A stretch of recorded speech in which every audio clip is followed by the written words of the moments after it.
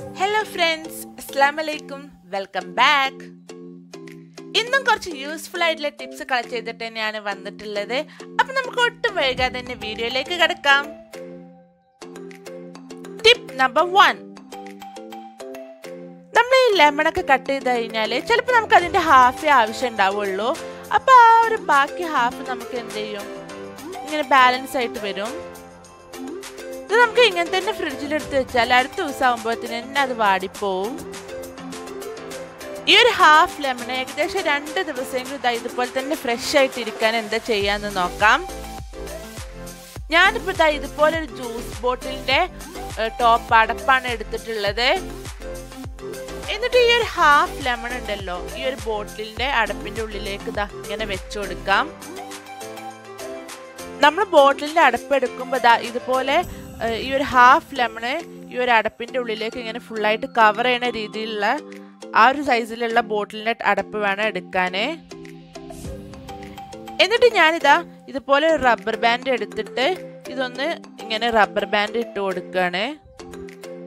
ഈ ഒരു ലെമൺ ഇതിൽ നിന്ന് ഊരി പോവാതിരിക്കാൻ വേണ്ടിയിട്ടാട്ടോ ഈ റബ്ബർ ബാൻഡ് ഇട്ട് കൊടുക്കണേ. ഇങ്ങനെ കൊണ്ടുപോയി നമുക്കിതിന് ഫ്രിഡ്ജിൽ വെക്കാം. ഇങ്ങനെ വെക്കുമ്പോൾ നമുക്ക് ഏകദേശം 2 ദിവസത്തോളം കേടൊന്നും വരാതെ നല്ല ഫ്രഷ് ആയിട്ട് തന്നെ ഇതെടുത്ത് വെക്കാൻ പറ്റും. ഇവിടെ ബോട്ടിലിന്റെ അടപ്പ് എടുക്കുമ്പോൾ ഇതുപോലെ നമ്മുടെ ലെമൺ മുഴുവനായിട്ട് അതിൽ കവർ ചെയ്യുന്ന രീതിയിലുള്ള അടപ്പ് എടുക്കാൻ വേണ്ടി ശ്രദ്ധിക്കണം. നല്ല എഫക്റ്റീവ് ടിപ്പാണ്. അപ്പോൾ ഒന്ന് ട്രൈ ചെയ്ത് നോക്കാം. Tip number 2. ഞാനിതാ ഇതുപോലെ ടിഷ്യൂ എടുത്തിട്ടുണ്ട്.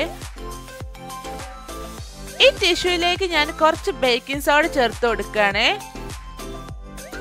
ബേക്കിംഗ് സോഡ ചേർത്തതിന് ശേഷം ഈ ടിഷ്യൂ നല്ലപോലെ ഒന്ന് മടക്കി എടുക്കുക. ഇപ്പൊ ഞാനിത് മടക്കി ചുരുട്ടി ഇതുപോലെ ആക്കിയിട്ടുണ്ട്. ഇനി ഇതുകൊണ്ട് നമ്മൾ എന്താ ചെയ്യാൻ പോണെന്ന് അറിയോ? ഇതുപോലെ തന്നെ ഒരു ടിഷ്യൂയിലും കൂടെ ഇങ്ങനെ ബേക്കിംഗ് സോഡ ചേർത്ത് മടക്കി എടുക്കാം. എന്നിട്ട് ഞാനിതാ ഇതിങ്ങനെ ഷൂവിന്റെ ഉള്ളിൽ വെച്ച് കൊടുക്കുകയാണ്. ഷൂവിന്റെ ഉൾഭാഗത്തേക്കായിട്ട് ഇങ്ങനെ വെച്ചു കൊടുക്കണം. ഇത് നമുക്കൊരു ദിവസം ഒരു 24 മണിക്കൂർ നമ്മളിത് ഇങ്ങനെ വെച്ചു കൊടുക്കാം. 24 മണിക്കൂറിന് ശേഷം നമുക്കിത് പുറത്തെടുത്ത് കളയാം. ഇങ്ങനെ ചെയ്യുമ്പോൾ നമ്മുടെ ഷൂവിന്റെ ഉള്ളിലുള്ള എല്ലാ ബാഡ് സ്മെല്ലും പോവും. പ്രത്യേകിച്ച് ഇപ്പൊ മഴയൊക്കെ ആയതുകൊണ്ട് തന്നെ പെട്ടെന്ന് തന്നെ ബാഡ് സ്മെല്ല് വരും, നനഞ്ഞ ബാഡ് സ്മെല്ല് ഉണ്ടാവും.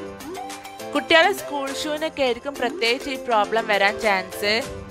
അപ്പൊ ഹോളിഡേ ഉള്ള ദിവസം ഇങ്ങനെ ചെയ്താൽ മതി. അപ്പൊ ആ ഒരു ബാഡ് സ്മെല്ലൊക്കെ പോയി കിട്ടും. Tip number 3.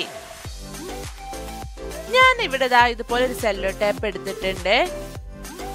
നമുക്ക് എന്തെങ്കിലും അത്യാവശ്യമായിട്ട് ഈ ഒരു സെല്ലോ ടേപ്പ് ആവശ്യമുള്ള സമയത്ത് നമ്മൾ എത്ര തെരഞ്ഞാലും അതിന്റെ ആ ഒരു സ്റ്റാർട്ടിംഗ് പോയിന്റ് നമുക്ക് കിട്ടൂല. കുറേ നമ്മൾ ഇതുപോലെ ഇങ്ങനെ തപ്പി നോക്കേണ്ട അവസ്ഥയായിരിക്കും. അപ്പൊ നമുക്ക് പെട്ടെന്നുള്ള എന്തെങ്കിലും ആവശ്യത്തിനാണെന്നുണ്ടെങ്കിൽ നമുക്ക് ഇതുപോലെ ഇങ്ങനെ തപ്പിരിക്കാനൊന്നും പറ്റൂല.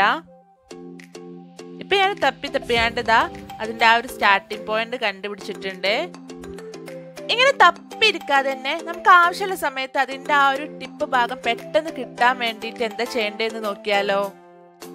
അതിനു വേണ്ടിയുള്ള ഒരു ടിപ്പാണ് ഞാൻ ഇവിടെ കാണിക്കണേ. അതിനു വേണ്ടി ഞാനിതാ ഇതുപോലെ ഒരു പേപ്പർ ക്ലിപ്പ് എടുത്തിട്ടുണ്ട്. അതായത് നമ്മളെ പേപ്പർ പിന്ന്. ഈ സെല്ലോ ടേപ്പ് നല്ല വലിയ സെല്ലോ ടേപ്പ് ആയതുകൊണ്ട് തന്നെ ഞാൻ ഈ പേപ്പർ പിന്ന് ഇതുപോലെ ഒന്ന് നിവർത്തി കൊടുക്കുന്നുണ്ട്. ഇപ്പൊ ഞാൻ ഈ പേപ്പർ പിന്ന് ഇങ്ങനെ ആക്കി എടുത്തിട്ടുണ്ട്. എന്നിട്ട് നമ്മൾ സെല്ലോ ടേപ്പിന്റെ കുറച്ച് ഭാഗം ഇങ്ങനെ എടുത്തിട്ട് അതിന്മേൽ കൊണ്ടുപോയിട്ട് നമ്മളെ ഈ ഒരു പിന്ന് ഒട്ടിച്ചു കൊടുക്കുക. ഈ പിന്നിന്റെ മുകളിലായിട്ട് ഇതുപോലെ ഇങ്ങനെ സെല്ലോ ടാപ്പ് ഒന്ന് പ്രസ് ചെയ്ത് കൊടുക്കുക. ഇങ്ങനെ ചെയ്യുമ്പോൾ നമുക്ക് എപ്പോൾ ആവശ്യമുള്ള സമയത്ത് വേണമെങ്കിലും സെല്ലോ ടാപ്പിന്റെ ടിപ്പ് പെട്ടെന്ന് കിട്ടും. ഇതുപോലെ ആയിരിക്കും ഉണ്ടാവുക. ഇതുപോലെ തന്നെ സെല്ലോ ടാപ്പിന്റെ സ്റ്റാർട്ടിംഗ് പോയിന്റ് പെട്ടെന്ന് കിട്ടാൻ വേണ്ടിയിട്ടുള്ള വേറൊരു ടിപ്പ് ഞാൻ വേറെ എൻ്റെ ഒരു വീഡിയോയിൽ പറഞ്ഞിട്ടുണ്ട്. ആ വീഡിയോ കാണാത്തവരുണ്ടെന്നുണ്ടെങ്കിൽ പോയിട്ട് ഒന്ന് കാണാം. ചെറിയ സെല്ലോ ടേപ്പിലാണെന്നുണ്ടെങ്കിൽ ഈ പേപ്പർ പിന്ന് നിവർത്തേണ്ട ആവശ്യമൊന്നുമില്ല. അങ്ങനെ തന്നെ അങ്ങോട്ട് വെച്ചെടുത്താൽ മതി. പലർക്കും ഇത് അറിയുന്നതാവും. അപ്പൊ അറിയാത്തവർക്ക് ഇത് യൂസ്ഫുൾ ആയിരിക്കും. അതുപോലെ തന്നെ ഇതുപോലെ വേറെ ഒരുപാട് ടിപ്പ് ഉണ്ടാവും. അപ്പൊ അങ്ങനത്തെ ടിപ്സ് ഒക്കെ എന്നെ ഒന്ന് അറിയിക്കുക. ടിപ്പ് നമ്പർ 4, നമ്മൾ ബ്രേസ്ലെറ്റ് ഒക്കെ ഇടുകയാണെന്നുണ്ടെങ്കിൽ നമുക്ക് ഒരിക്കലും ഒറ്റക്ക് ഇടാൻ കഴിയില്ല. എപ്പോഴും നമുക്ക് ആരുടെയെങ്കിലൊക്കെ ഹെൽപ്പ് വേണ്ടി വരും. നമ്മൾ ഒറ്റക്ക് ഇടാൻ വേണ്ടിയിട്ടൊക്കെ ട്രൈ ചെയ്ത് നോക്കും, പക്ഷെ നമുക്ക് ആ ഒരു ഹുക്ക് ഇടാൻ കഴിയൂല. നമുക്ക് ആരുടെ ഹെൽപ്പ് ഇല്ലാതെ നമുക്ക് ഒറ്റയ്ക്ക് ഈ ബ്രേസ്ലെറ്റ് ഒന്ന് ഇട്ട് നോക്കിയാലോ. അതിനു വേണ്ടി ഞാനിതാ ഒരു ചെറിയൊരു സെല്ലോ ടാപ്പിന്റെ പീസാണ് എടുത്തിട്ടുള്ളത്. എന്നിട്ട് ഞാൻ നമ്മളെ ഹുക്കിന്റെ ആ ഒരു ഭാഗം ഉണ്ടല്ലോ, ആ ഒരു ഭാഗം ഒന്ന് ഇതുപോലെ പ്രസ് ചെയ്തിട്ട് നമ്മൾ ആ ഒരു ചെറിയൊരു സെല്ലോ ടാപ്പ് ആ ഭാഗത്ത് മെല്ലെ ഒന്ന് ഒട്ടിച്ചു കൊടുക്കാം. ഇങ്ങനെ സെല്ലോ ടാപ്പ് ഒട്ടിച്ചു കഴിഞ്ഞാൽ പിന്നെ അത് ഇളകുന്ന പ്രശ്നമൊന്നും വരൂല. അപ്പൊ നമുക്ക് വളരെ സിമ്പിൾ ആയിട്ട് തന്നെ ആ കുളത്തൊന്ന് ഇട്ട് കൊടുക്കാനും പറ്റും. ഇപ്പൊ നോക്ക്, ഞാനിതാ വളരെ പെട്ടെന്ന് തന്നെ സിമ്പിൾ ആയിട്ട് ഒറ്റയ്ക്ക് തന്നെ ഈ കുളത്ത് ഇട്ടിട്ടുണ്ട്. കുളത്തിട്ടതിന് ശേഷം നമുക്ക് ആ ഒരു സെല്ലോ ടേപ്പ് അവിടുന്ന് പറിച്ചു മാറ്റാം.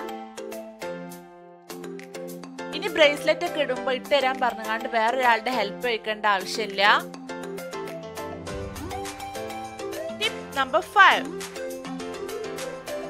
ഈ ദോശമാവ് പുളിച്ചു കഴിഞ്ഞാല് പിന്നെ നമുക്കത് ഉണ്ടാക്കാൻ കഴിയില്ല. പിന്നെ നമ്മളിപ്പോ ദോശയൊക്കെ ഉണ്ടാക്കിയാല് ആ ഒരു പുളിപ്പ് ഉണ്ടാവും ദോശയിലൊക്കെ.